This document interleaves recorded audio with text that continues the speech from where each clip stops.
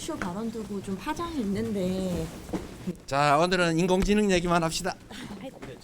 그것이 무슨 뭐 계획을 가지거나 아니면 의도를 가지고 했던 발언이라고 보지 않고 그래요? 그냥 가볍게 했던 얘기인데 그것이 과하게 예. 해석되고 평가되는 것 같아서 좀 아쉽습니다. 제가 네. 그 직접 물어뵀을 때도 뭐라고 하셨나요? 예. 그 과정에서 나왔던 건데 그게 예. 그렇게 확대 해석되냐 이렇게도 물어보더라고요. 그러니까 뭐 당내 뭐 일박에서 검찰과 짜고 뭘 쳤다. 그러니까 이 체포동의안 통과 과정에서 이탈표가 좀 나왔잖아요. 그러면서 이게 가결이 됐는데 그때 사안과 관련해서 이게 뭔가 짜고 친 거 있는 거 아니야? 그렇게 추정이 된다. 이런 얘기를 꺼내놨거든요. 며칠 전에. 이게 지금 계속 두고두고 논란이. 아니 왜 이 얘기를 갑자기 꺼냅니까? 이거 왜 그런 겁니까? 이거에 대해서 당내 약간 계파 갈등처럼 또 비춰지고 있거든요. 우선 이와 관련된 당내 목소리들이 있어요. 들어보겠습니다. 진실되게 당원과 국민들에게 솔직하게 사과하고 새롭게 출발하는 게 훨씬 본인한테 유리할 텐데 이재명 대표가 이렇게 다 지난 일이라고 이렇게 퉁치고 넘어가는 건 넘어가서는 안 될 일인 것 같아요. 하지 말았어야 되죠. 그런가요? 적절치 않은 발언이었고요. 예. 고인 뭐 이렇게 상처 주려고 하는 그런 발언은 아니었는데 어쨌든 이것 때문에 좀 서운하거나 상처받은 또 의원님들이 계신다고 하면은 뭐 저는 뭐 대신 제가 사과할 용의도 있습니다. 이재명 대표가 굉장히 가까운 것을 알진 정성호 의원이 대신 사과할 용의가 있다까지 했는데 신혜영 전 의원님 많은 분들이 여전히 궁금해요. 도대체 이 얘기를 왜 한 건가 지금? 이 얘기를 왜? 이게 한참 지났어요 벌써. 이재명 대표가 이제 한참 그러니까 구속이 되느냐 안 되느냐. 근데 국회 동의를 해줘야 되는 건데 그게 이제 한 차례는 뭐 부결되고 두 번째 올라왔을 때 그러니까 이탈표가 늘면서 통과가 되면서 막 구속 심사도 받게 되고 이런 상황이었잖아요. 근데 그거에 대해서 이제 와서 왜 이 얘기를 지금 꺼냈는가? 그러면서 향후에 뭐 총선 공천과 관련해서 뭐 7명밖에 배제가 안 됐다. 이 얘기까지 덧붙였단 말이에요. 이거 왜 나온 거라고 보세요, 지금?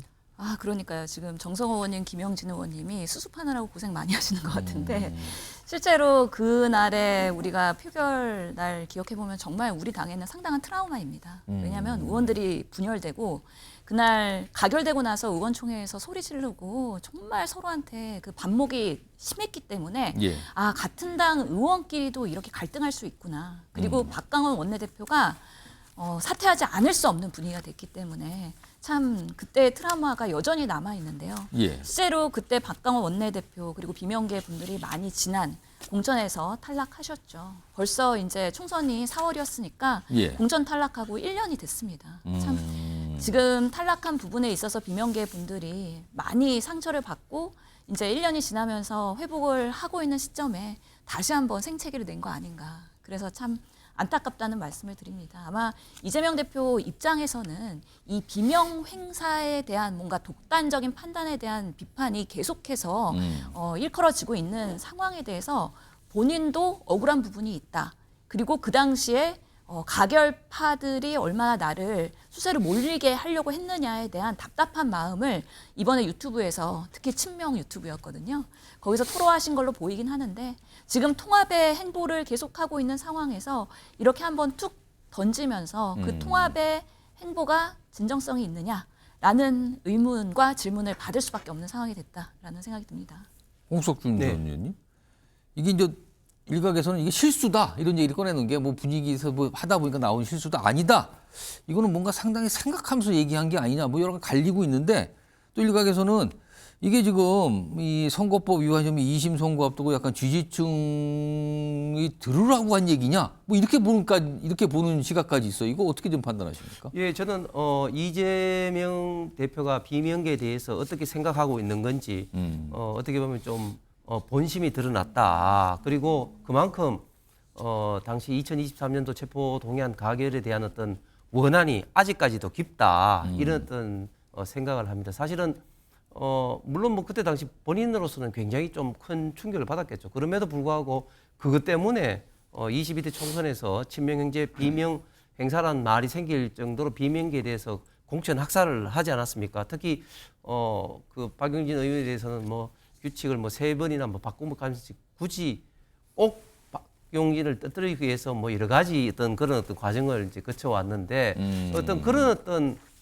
까지 이제 하면서 이제 보복을 했는데 또 지금 와서 그때 당시 체포동의안 가결이 비명계가 검찰과 결탁했다, 폭력 집단과 이렇게 짰다 이런 식으로 이야기를 하는 것은 어떻게 보면 당시에 비명 행사한 비명계 의원들을 2번 죽이는 것이죠. 그런데 과연 그러면 왜 이런 이야기를 하느냐? 저는 생각할 때 앞으로 3월 26일 공직선거법 항소심에서 1심과 유사한 징역형 유죄 판결이 나왔을 때 비명계를 중심으로 해서 당내에서 굉장히 이재명 대표를 향한 어떤 비토 세력이 계속해서 더 일어날 수밖에 없는 그런 환경에서 어떻게 보면은 그때 당시부터 해서 이 비명계는 검찰과 결탁해서 나를 몰아넣는 그런 세력이다. 어떻게 보면 좀 개딸들에 대한 어떤 사전에 그런 어떤 방어막, 방패막을 어떻게 보면 좀 마련하기 위한 에드블룬이 아닌가. 뭐 이런 어떤 생각도 들긴 드는데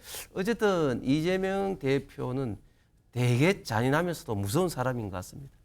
저런 얘기를 한 거에 대해서 평가를 주셨는데 신영 전 의원님 이런 상황에서 지금 2심 날짜가 3월 26일로 잡혀 있잖아요.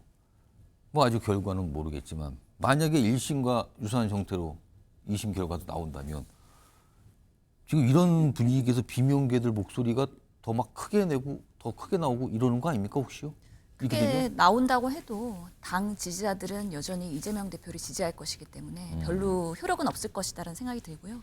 이재명 대표가 본인이 2심은 무죄 확신한다고 말씀하셨잖아요. 그래서 물론 뚜껑을 열어봐야지 그 결과를 알 수 있긴 하지만 너무 미리 예단해서 걱정할 필요는 없다. 그리고 앞으로도 계속 통합 행보를 지속하실 걸로 보여요. 예. 그런 면에서 지금의 발언에 대해서 명확하게 공식 입장을 내진 않겠지만 예. 그래도 비명계를 지속적으로 만나면서 이런 부분에 있어서의 뭔가 화해 제스처는 또 계속. 표명하지 않을까라는 또 생각도 해봅니다. 홍석준 전 의원이 보시기에 아까 정성호 의원이 대신 사과하고 싶다는 의사를 비쳤는데 이번 건으로 사실 전 김두관 전 의원 같은 경우는 막 사과 요구도 하거든요. 이재명 대표가 실제 좀 이 문제 관련 사과를 할까요? 글쎄요, 저는 이재명 대표가 사과를 하든 안 하든 과연 비명계 의원들이 그걸 받아들일까 싶습니다. 왜냐하면 지금 최근에 보이는 어떤 통합 행보에 대해서도 사실은 좀 의구심이 많은데 겉으로는 이렇게 통합 행보를 하면서도 이재명 대표의 어떤 속마음은 예. 비명계를 향한 속마음은 바로 이런 것이구나 하는 것을 다시 한번 아직도 뭔가 예. 불편하고 섭섭함도 크고 막 느낄 이런 게 수가 있다고 있었죠. 그런 건가요? 예. 그래서 박용진 의원 같은 경우도 페이스북에 뭐 나만 바보가 된 느낌이다 이런 이야기도 했지 않습니까? 그래서 다시 한번 이재명 대표가 끝과 속이 다르다는 것을 다시 한번 느낀 어떤 그런 계기가 아닌가. 그래서 비명계는 더더욱 이재명 대표의 어떤 그런 어떤 말과 행동에 대한 어떤 신뢰를 하지 못하는 게 아닌가 생각합니다. 알겠습니다.